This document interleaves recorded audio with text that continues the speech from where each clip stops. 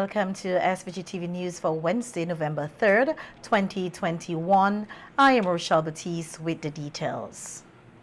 With the reopening of some schools for face-to-face instructions on Monday, November 1st, 2021, President of the SVG Teachers Union, Oswald Robinson, said the schools were not fully prepared and several problems have already been reported to the union.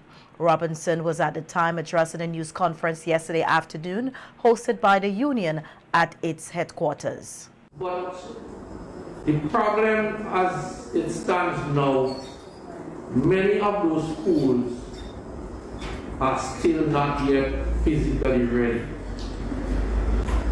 I have gotten complaints up to last night. Some schools who went back yesterday, there were many problems. Basic protocols were not in place. You're talking about materials for cleaning. Some schools have not been power washed, which have evacuated for months. And this is no joke. This is serious matter. There are teachers who have to go into classrooms and put down desks. There's nobody to sanitize them. The SVG-TU president said that while face-to-face instructions are very important for students, some are not yet emotionally fit to handle the situations they are facing. Here in these teachers' union, we have absolutely no problem with going back face-to-face because we believe that it is the better way, because there are many advantages which outweigh the disadvantages. The whole socialization of students with their teachers, with their classmates, it is always better when you could interact with somebody physically.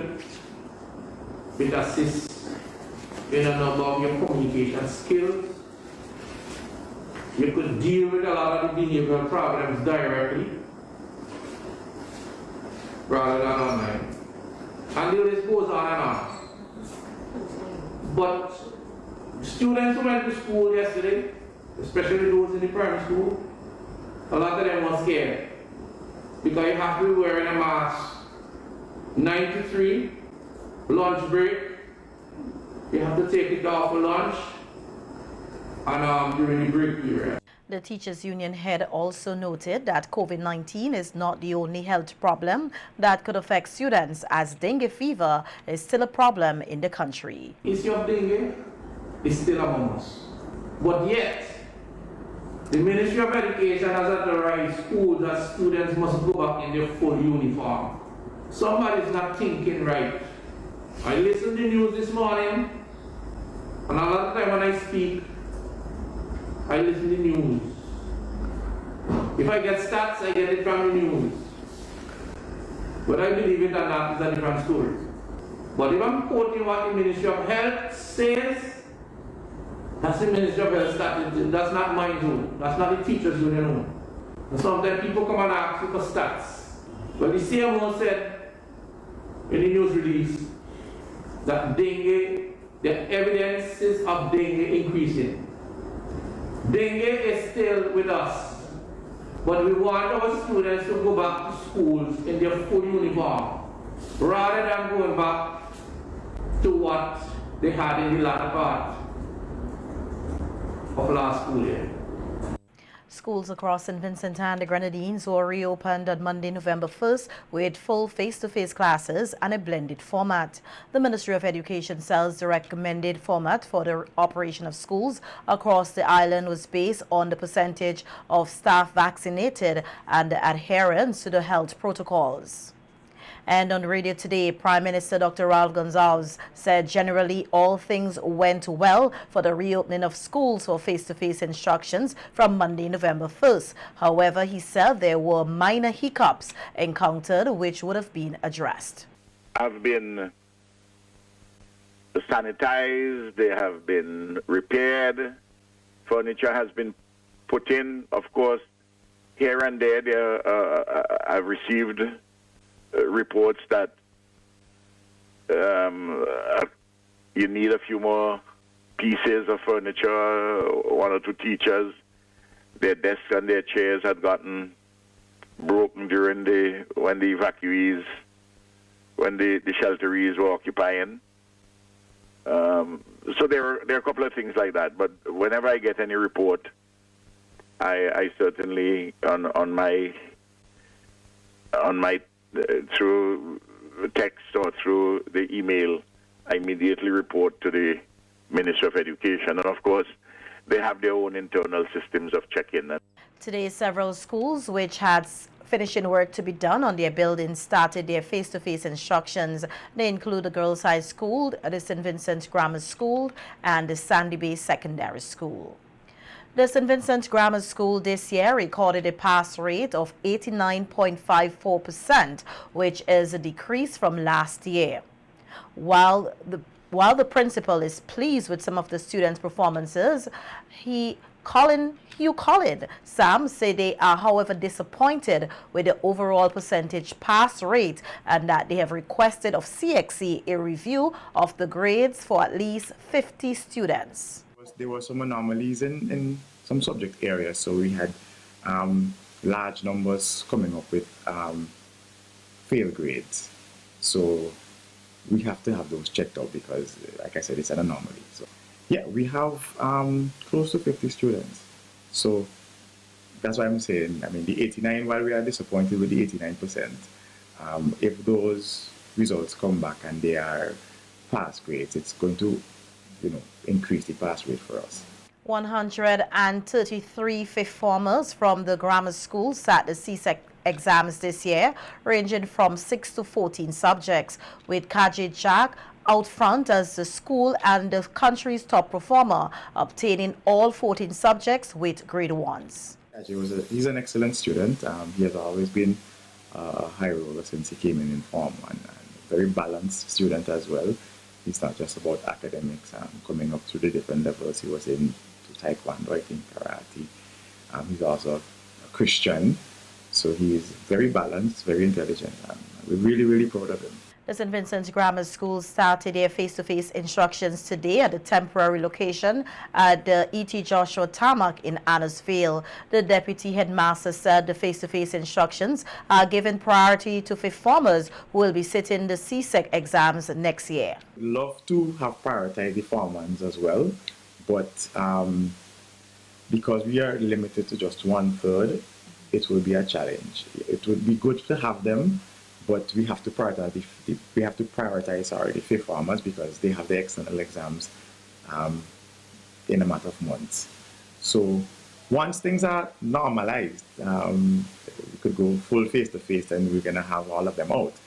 But for now, fifth formers, and then the different levels will come in rotationally. And principal of the Mountain View Academy, Gabriel Bowman, says he is proud of the 33 students of the school who wrote this year's CSEC exams. One of the country's top 3 CSEC performers this year is from the Mountain View Academy, who sat the most CSEC subjects. Andrew Dowers passed all 16 subjects, gaining 13 grade 1s, 2 grade 2s, and 1 grade 3. The school's overall pass rate this year is 85.17%. Which is an increase over last year. Slight increase over last year. Last year we had 83 point something, 83.2, somewhere about. So slight increase this year. We expected a little better, but we had some disappointments in a few areas. But I'm satisfied with the effort, and as I mentioned before, which a situation which everyone is in Vincent face, COVID of course, and the eruption. In spite of the odds, the students were still able to deliver. Bowman said despite the challenges faced earlier in the year, the students delivered in all subject areas. As well, the students worked hard. I challenge the students at the commencement of the year to get all your subjects. You're not paying money to write the examination to fail it. You're paying to succeed. So challenge them to work for success 100%, and they worked hard. Even though we know, many of them had their challenges, but they put in the effort, of course, with support from the parents, and of course, with support from I said parents, I meant teachers, but also with support from the parents. Speaking on the performance of Andrew Dowers, who is the school and one of the country's top CSEC performers this year, Principal Bowman said Dowers' achievement was expected as he has always been an outstanding student. Andrew, of course, has made us proud. No one is surprised with Andrew's result. As a matter of fact, I just mentioned to him, I'm a little disappointed. I know he must be a little disappointed because Andrew is a straight A student, but these things happen. We're happy for his success. He's made me be proud once again, as many of the other students have done. But we know how it is. We single out a few and mention a few and tend to forget the others. But many of our other students have done exceptionally well. Several of them, at least I think it was 7 of them got, wrote 10 or more subjects and got all of them. The secondary school with the highest pass rate in CSEC this year is the St. Vincent Girls High School with 98.54%. SVG-TV News spoke with the principal of the school, Michelle Beach, yesterday on site at the school's temporary site in Arnoldville. Beach said the outstanding performance from the students of the school did not come as a surprise, while noting that the percentage pass rate increased from last year. A slight increase of 0.3, I think it was 0.3% this year. The excitement is not as it should be because we have to deal with other things, but we are nevertheless very happy and thankful that our girls were able to pull through again this year. They had quite a number of challenges. In fact, among the girls that did very well, we had I think one of them who was a shelteree. And she did very well. Beach noted that 119 students of the school sat this year's exams and they attained 100% passes in 18 of the 27 subjects written. English A had 116 grade 1s. IT had 95 grade 1s. We also had principles of business with 55 grade 1s, principles of accounts with 38 grade 1s, biology with 42 grade 1s, chemistry with 42 grade 1s, and math with 83 grade 1s. Add math results in terms of the grade 1s was just like last year. There were 12 grade 1s last year, there were 12 grade 1s this year. She passed all 14 subjects written with 11 grade 1s and 3 grade 2s. She is our head girl. She is our head girl. And I often challenge the prefects to lead by example. And she did extra subjects and, she did very well. There were some nail-biting moments, for some students. But in the end, they pulled themselves together and they worked hard and God was able to bring them through. Prime Minister Dr. Ralph Gonsalves on radio today weighed in on the CSEC performance by the local students. PM Gonsalves said that an analysis of the overall performance will have to be done. However, given the challenges faced, the students did exceptionally well. Inside of those good average numbers of the pass mark, how have we excelled or not excelled? Right. And I think the parents and the students would want that kind of analysis. So we look at what we have done well, what we have not done as well as we should, and what we have not done acceptably well. But overall, we can say that for the time of COVID and for the time of volcanic eruptions, Johnny P., all those taken into account, we have done pretty well. And I must commend the parents and the students and the teachers and the administrators. The Prime Minister noted that based on the initial analysis, he is not pleased with CSEC mathematics. That's the only way we can constantly be improving. We have been improving our math scores, we have been improving our English scores. The math scores are still not where we would like them to be. The English scores have risen appreciably. So all of these things we will have to analyze, and I personally get involved and do analysis. You would have seen on one occasion that I actually wrote something about it. And President of the SVG Teachers Union, Oswald Robinson, also congratulated the successful CSEC students, noting that the results are a reflection of the hard work and quality teaching of teachers nationwide. Congratulate all the students. I know, in fact, there was a particular student who had COVID at the time, was fully vaccinated, and had to write exams. And that student, from our reports, was successful, very successful, 100%. I want to also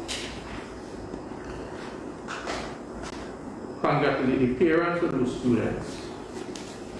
I want to recognize measures that the Ministry of Education would have taken to ensure that the students are able to write the exam. I'm very happy that the education of our nation's children was continued given the aforementioned challenges that we had. Former Prime Minister Sir James Mitchell was reportedly flown out to Barbados earlier today to receive further medical care. Sir James, who was hospitalized on Sunday at the Milton Cato Memorial Hospital, has been diagnosed with dengue fever. Opposition leader Dr. Godwin Friday said that he was informed of the new development by one of Sir James' daughters, as it would indicate that his health could be deteriorating. I mean, obviously the fact that he's being sent to have other treatment in Barbados suggests that, you know, there's concern for his situation here. So that is, when I spoke with him yesterday, he was quite, as I told you then, he was quite, conversational, in a low voice, but doing reasonably well, considering everything. But this morning I learned that from his daughter Louise that they had arranged with the assistance from SVG government in Barbados to send him to Barbados to have further treatment. That's as much as I know for now.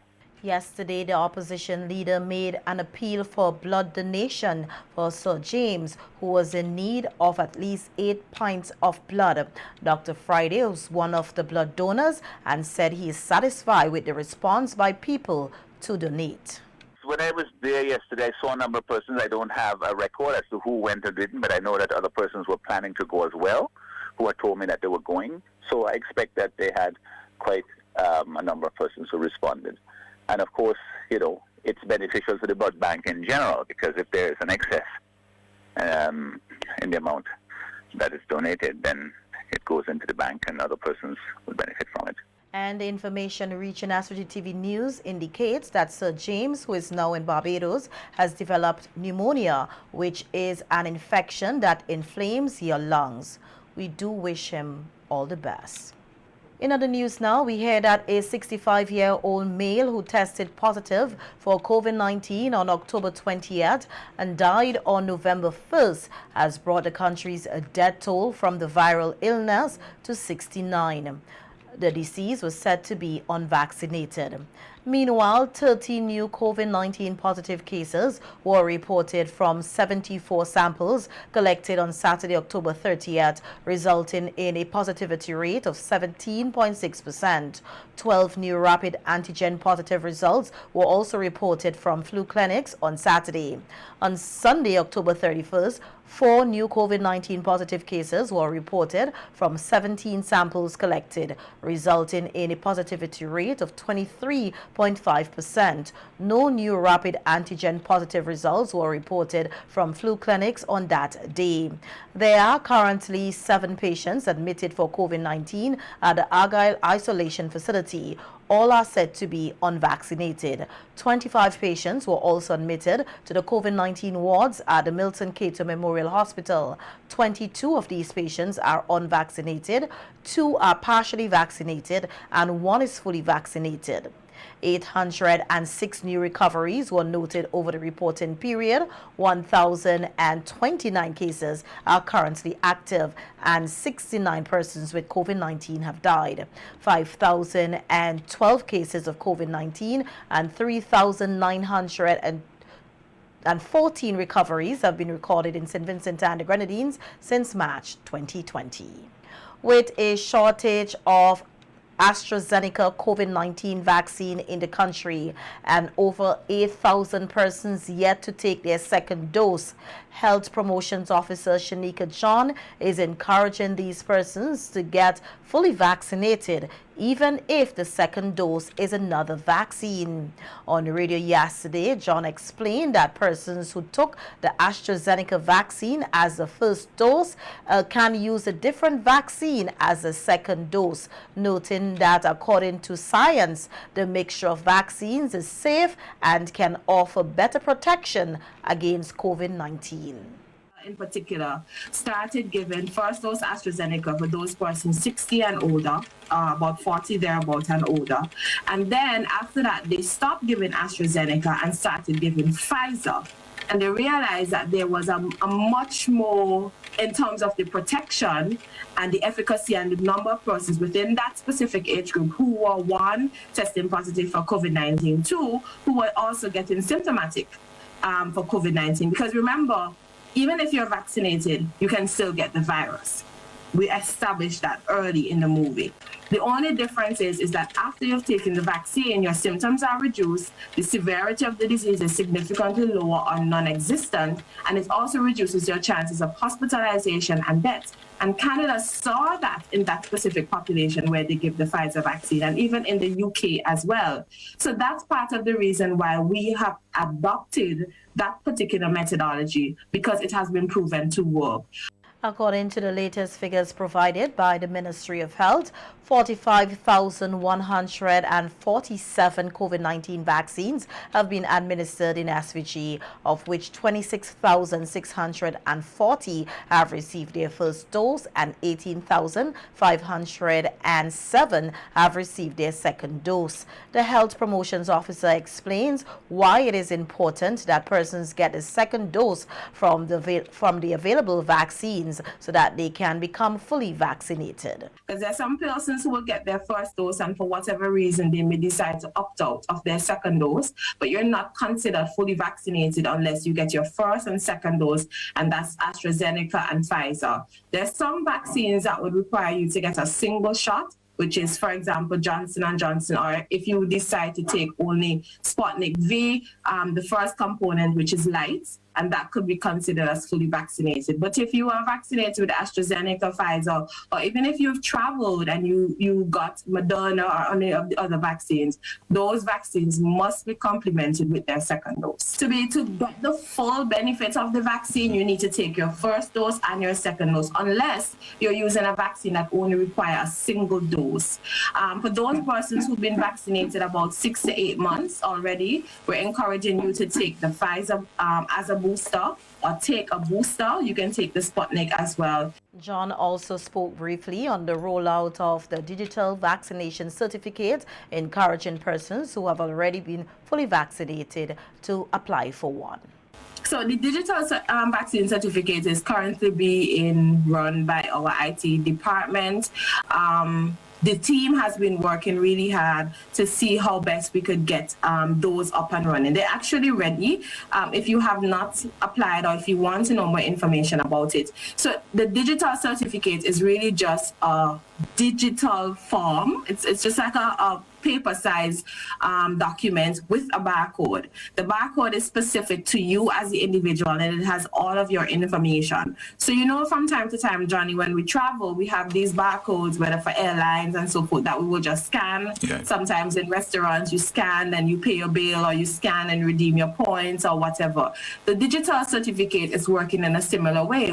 While a lockdown could have helped a country in certain circumstances dealing with COVID-19, infectious disease specialist and advisor to the SVG COVID-19 task force, Dr. Gerald Thompson, said a lockdown can also have harsh effects and is not a one-size-fits-all situation. He was at the time speaking about the impacts of lockdowns on a lockdown on a country's economy on a recent radio program. Attitude of persons is that after the period of lockdown, when people come out of the lockdown, there's a human element that kicks in. Guess what? Yes, sir.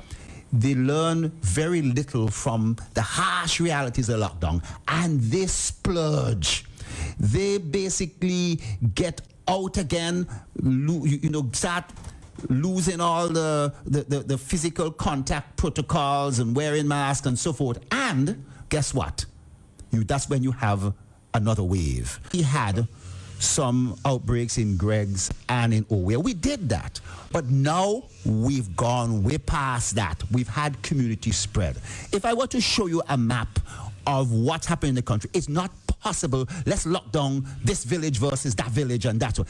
It's not possible because the effort you have to put in, and military, the SSU to stop people from sneaking out to go see their girlfriend in another village or whatever, go to visit their kids. Dr. Thompson noted that lockdowns have now become outdated in many countries, with the new measure being getting their population vaccinated against the viral illness. I'm telling you that the lockdown process has waned. There are many other measures, and in 2020, lockdowns were the feature of most places. In 2021, guess what we have as the next phase? Hamilton, something that you've been fighting against, vaccination.